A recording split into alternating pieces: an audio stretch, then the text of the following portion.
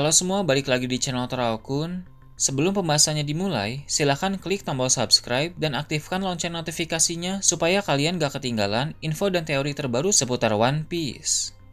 Buat kalian yang mau informasi tambahan soal SBS atau databook, kalian bisa follow Instagram Toraokun. Di sana admin akan memposting soal SBS, databook, dan berbagai teori singkat. Sekarang lanjut ke pembahasan.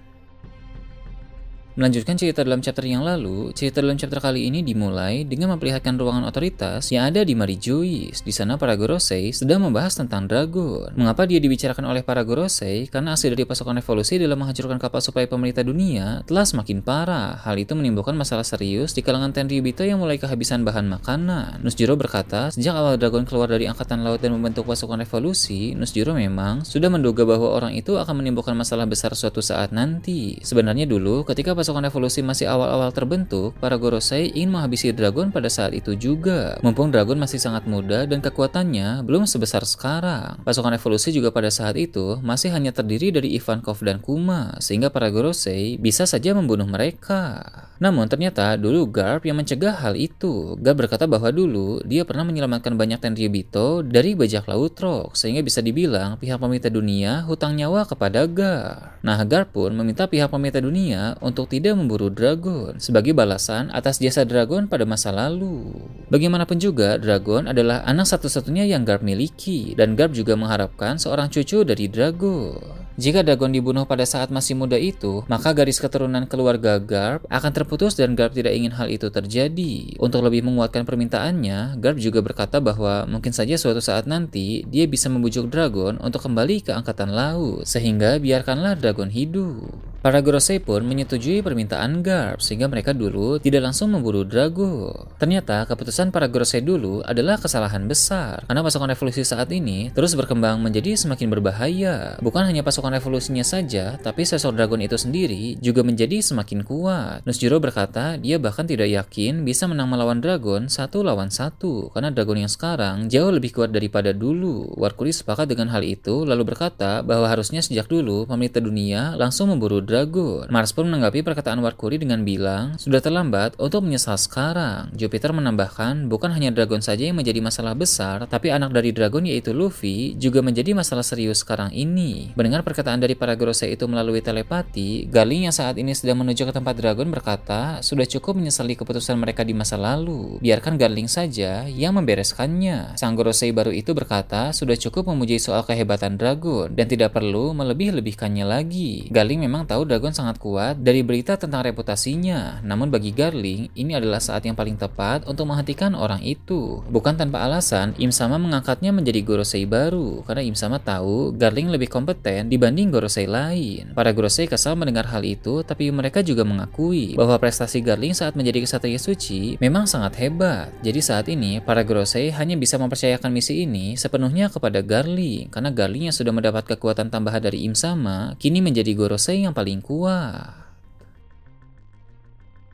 Kemudian cerita beralih ke markas besar angkatan laut. Di dalam ruangan Akainu, sang fleet admiral itu sedang berbicara dengan Kizaru. Mereka membahas soal keluarga Monkey karena Akainu sangat geram terhadap keluarga itu belakangan ini. Mulai dari Garp yang bertindak tanpa perintah dengan mengacau di Pulau Hachinosu yang mengakibatkan dia ditahan di sana saat ini. Kemudian ada cucunya yaitu Luffy yang berulah di Pulau Egghead dan sekarang berhasil ke Pulau Elba. Tak lupa juga anak dari Garp yaitu Dragon yang juga sangat merepotkan karena komandonya terhadap pasukan revolusi menimbulkan masalah besar di kalangan Tenryubito. Kizaru pun menanggapi soal Dragon. Dia berkata akhirnya Dragon membuat gerakan besar dengan memerintahkan para anak buahnya untuk menghancurkan kapal-kapal suplai itu. Bahkan gerakan besar mereka sebenarnya sudah dimulai sejak Sabo mendeklarasikan perang di Marijois. Menurut Kizaru, kesungguhan pasukan revolusi dalam upaya menjatuhkan Tenryubito sangat luar biasa sehingga mereka sulit untuk dihentikan. Sang admiral itu juga bilang, dulu dia tidak menyangka semuanya akan menjadi seperti ini. Mendengar Kizaru bilang begitu, Akainu hanya diam. Lalu muncul kilas balik ketika mereka semua masih menjadi marinir muda. Pada saat itu, ada 4 marinir muda terbaik yang terdiri dari Akainu, Dragon, Kizaru, dan Aokiji. Dari keempatnya, Akainu dan Dragon adalah yang paling menonjol. Kizaru juga hebat, tapi dia jarang serius dan tidak memiliki jiwa kompetitif. Sedangkan Aokiji juga potensial, tapi dia sering bermalas-malasan. besar. Berbeda dari mereka, Akainu dan Dragon sangat tekun, disiplin, dan terus bersaing. Mereka sama-sama juga menghasilkan prestasi-prestasi yang memuaskan. Kong yang kala itu menjabat sebagai Fleet Admiral pernah bilang kepada Akainu dan Dragon bahwa mereka berdua adalah pemegang kunci untuk masa depan Angkatan Laut. Namun suatu ketika, Dragon memilih untuk meninggalkan Angkatan Laut. Tak peduli walau ada masa depan cerah yang menantinya sebagai marinir, dia memilih untuk keluar. Sebab Dragon merasa tidak bisa menemukan keadilan sejati di dalam Angkatan Laut. Dia sudah tahu cukup banyak tentang sisi gelap pemerintah dunia dan kebusukan para Tenryubito. Angkatan Laut berada di bawah naungan mereka, sehingga Angkatan Laut tidak bisa berbuat apa-apa. Itulah alasan utama mengapa Dragon berhenti menjadi marinir dan memutuskan untuk menjadi pejuang revolusi. Dragon ingin mencari keadilan sejati yang sesuai dengan pemikirannya. Kepergian Dragon membuat Akainu sangat marah pada waktu itu, karena dia menganggap Dragon mengkhianati Angkatan Laut. Apalagi ketika dia tahu Dragon memutuskan untuk menjadi pejuang revolusi, dia semakin kesal. Kembali ke masa kini, Kizaru bilang semua orang memang berhak untuk memilih jalan mereka masing-masing. Dragon sudah memilih jalan hidupnya sendiri. Kizaru juga mengingatkan bahwa untuk masalah Dragon kini sedang diatasi oleh Garling yang merupakan Gorosei baru, sehingga Akainu lebih baik fokus pada masalah lain. Akainu setuju dengan Kizaru. Sebenarnya ada salah satu kelompok yang juga membuatnya jengkel belakangan ini. Kelompok itu adalah Cross Guild. Cross Guild memberi bounty untuk para marinir. Bahkan kepala Akainu dihargai 5 miliar beri. Akainu tidak bangga dengan nilai tinggi itu. Justru dia sangat kesal karena kelompok bajak laut seenaknya saja memberi harga untuk kepala Akainu. Akainu pun akan mengirim beberapa admiral untuk melakukan penyerangan kepada Cross Guild karena di sana ada Mihawk yang sangat kuat. Bahkan menurut kabar yang beredar, kelompok itu telah menjadi semakin besar dengan banyak anggota baru yang terus berdatangan. Bahkan, jika admiral yang dikirim oleh Akainu mengalami kesulitan, Akainu sendiri juga akan turun tangan. Dia akan melampiaskan semua kekesalannya kepada Cross Guild.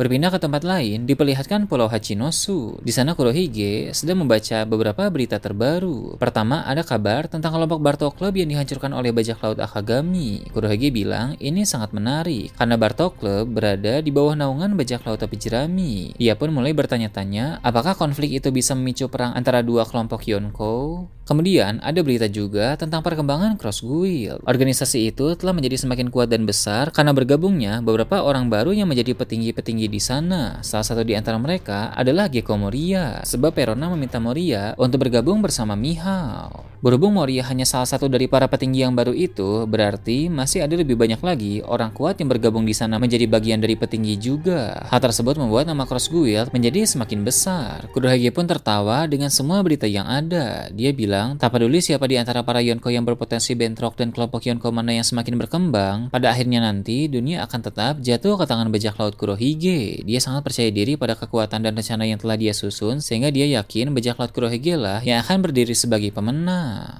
Setelah itu, cerita beralih ke Pulau Elbaf, menampilkan pesta di desa Elbaf yang masih berjalan. Di sana Jarl bilang kepada Luffy bahwa dia takjub karena Luffy sudah berhasil membangkitkan kekuatan sejati dari buah iblis yang dia konsumsi. Luffy sendiri juga kaget dengan hal itu, tapi menurut Luffy, dia masih belum benar-benar paham tentang kekuatannya itu. Jarl berkata, buah iblis yang Luffy konsumsi itu adalah salah satu dari 4 buah iblis paling dibenci oleh pemerintah dunia. Luffy pun bertanya, memang apa saja buah iblis yang Jarl maksud dan mengapa pemerintah dunia membencinya. Sang raksasa itu menjelaskan buah yang dia maksud adalah buah berkekuatan dewa matahari, dewa hutan, dewa hujan, dan dewa bumi. Ini sama seperti 4 dewa yang pernah disinggung dalam arc Skypiea. 4 buah iblis ini sangat dibenci tapi sekaligus diburu oleh pemerintah dunia karena berkaitan erat dengan abad kekosongan. Dulu ketika perang besar terjadi, musuh terkuat dari aliansi 20 kerajaan adalah 4 orang pengguna buah iblis berkekuatan dewa itu. Salah satunya adalah Sang Joy Boy. Saat Jarl membicarakan soal ini kepada Luffy, diperlihatkan siluet dari 4 orang pengguna buah tersebut dalam abad kekosongan, mulai dari Joy Boy sebagai pengguna Hito-Hitonomi model Nika, hingga 3 karakter misterius lain yang mengonsumsi buah iblis lainnya. Alasan mengapa pemerintah dunia memburu 4 buah iblis itu, karena mereka tak mau ada orang lagi yang mengonsumsinya dan menjadi musuh bagi mereka di era sekarang. Namun upaya pemerintah dunia selalu gagal karena keempat buah iblis dewa tersebut tidak pernah bisa mereka miliki. Jarl mengatakan ada ramalan kuno yang bilang salah satu tanda perang dari abad kekosongan akan berlanjut adalah ketika 4 buah iblis dewa itu jatuh ke tangan orang-orang yang tepat.